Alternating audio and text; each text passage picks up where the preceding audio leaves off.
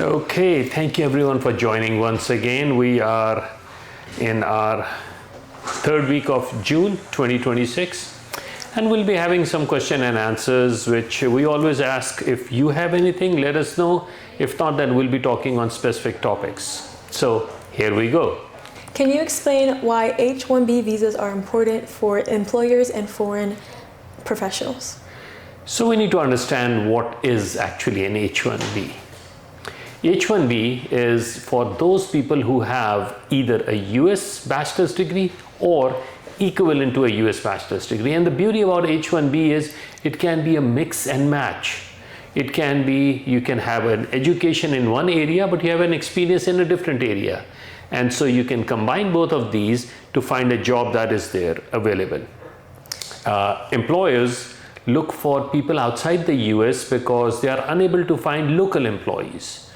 So there is a labor test, a test of the local market, and for that reason an H-1B petition, unlike an E2 or an L1, now L1 is also an intra-company transfer, it's also an employment case, but it is directly filed with USCIS. However, in the case of an H-1B, first it goes with the Department of Labor, the LCA, also called as the form ETA 9035, that is approved, and then it goes to the USCIS. So there are different levels of filters that go through before we finally reach to the H-1B approval.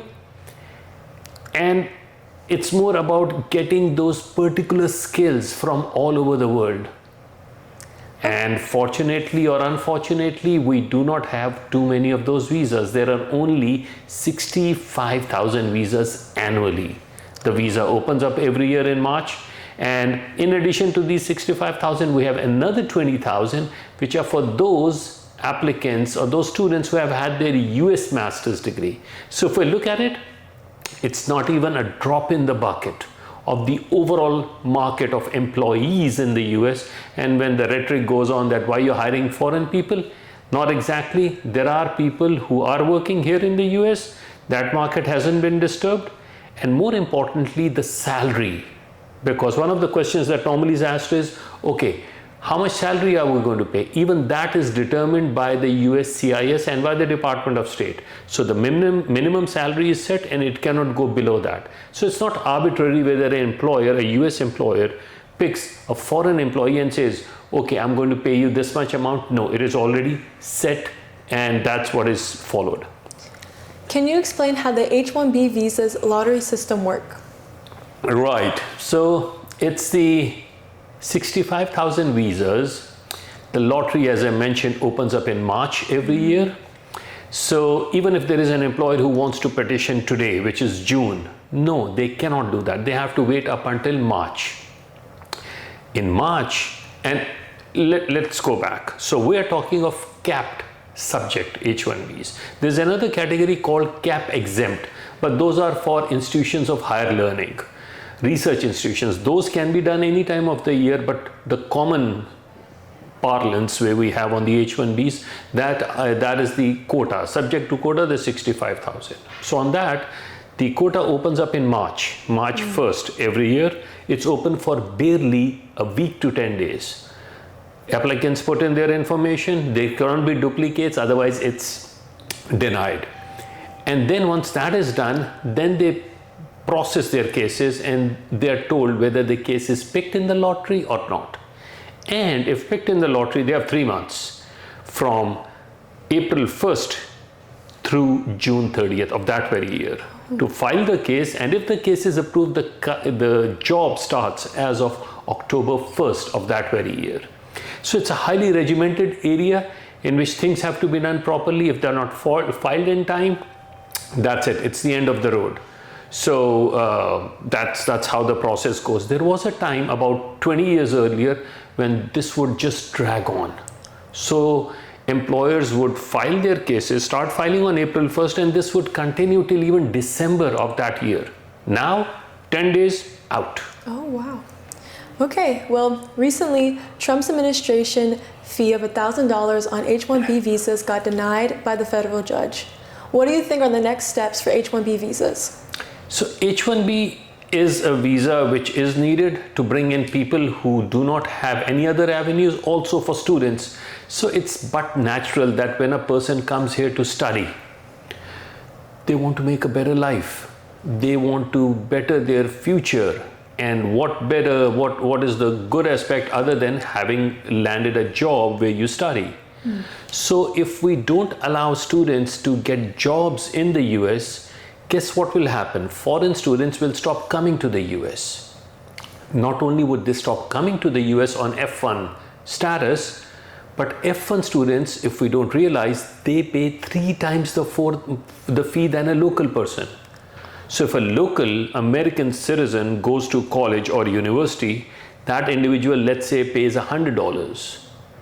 A foreign national pays $300 for the same. So even universities benefit out of it. And there is brain drain, a term that is used in other countries, because their cream of the crop comes here to study so that eventually they can come in and get work like on H1Bs. But if we pause the H1Bs, we do not give them enough work on that, the backlog goes on to students don't want to come here. They don't want to study because what they say is there's no future for us. So the impediment that was imposed on the $100,000 fee, which is right now turned over by the court, it's still in the appeal process, but that's sort of a hindrance for those people who want to make this their home, who want to prosper in life. Hopefully this will be resolved, but we just have to go with what the current situation is. Yes, I agree. Recently, I saw in the news that there is a ban on countries. This ban has currently got unpaused. What are the next steps for this?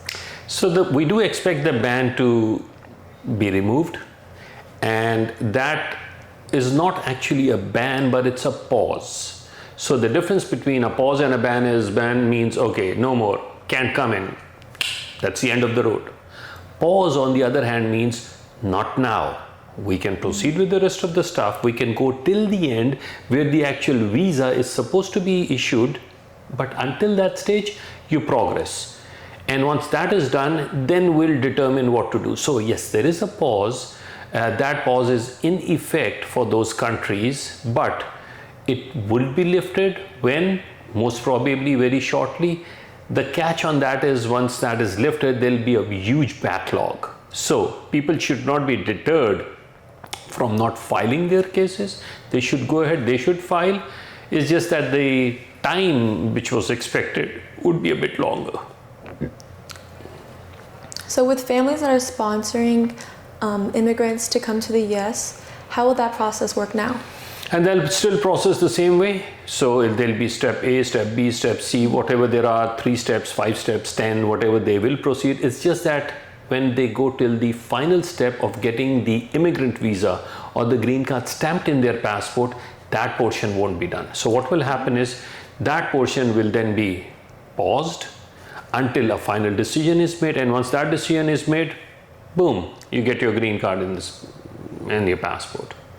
How about companies that want to get skilled workers? So for that, there is an entirely detailed process which is called PERM, P-E-R-M, labor certification. It's also known by different legal jargons as EB2, EB3 skilled, EB3 unskilled, EB4, which is a religious visa.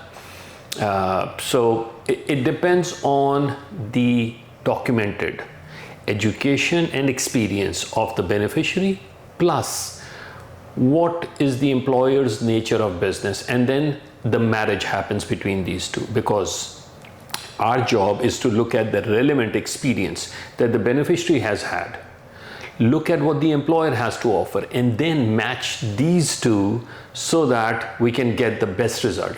And one of the common problems that we see is or legal practitioners or maybe even notarians, they don't look at what the past documented experience is. What they look at is what the client gives and they move forward with that. If it is not documented, and by that I mean what is in their DS-160, the form they filled in when they came in for the very first time. So although it's considered very trivial that, okay, we just filed for that, what's the difference on that? But no, it does make a difference, because that very form paves the way for the future, because whatever is mentioned, guess what? That's what it is. So he can't deviate from that. Okay, what about international students from those pause countries? So the pause only affects immigrant visas, that means the green cards. So if there are international students, or as we spoke earlier, H-1Bs, E2 investor visas, L1s intercompany transferees, R1 religious workers, O1 extraordinary ability, so any of the non-immigrant visas are not affected. And the other interesting part is, if that person happens to be in the US and applies for an adjustment of status, despite the pause being applicable outside the US, in the US it doesn't matter, and they get their green card. As a matter of fact, we got some green cards just this past week in various categories, in the category of family sponsoring a family member, employer sponsoring an employee, and all of those without interviews, and interestingly from these banned countries, from those where you mentioned ban, I mentioned pause. So if these folks were outside the US, they would still be waiting, but they are in the US, they got their green cards, despite the fact that 3 weeks back the government issued a notification that if you had filed for your adjustment of status, we're going to look at the totality of the circumstances. So the facts on the ground are much different on what the hype is being created, and cases are getting approved. Well, that's really good to hear. It sure is. Your attorney, your immigration ally.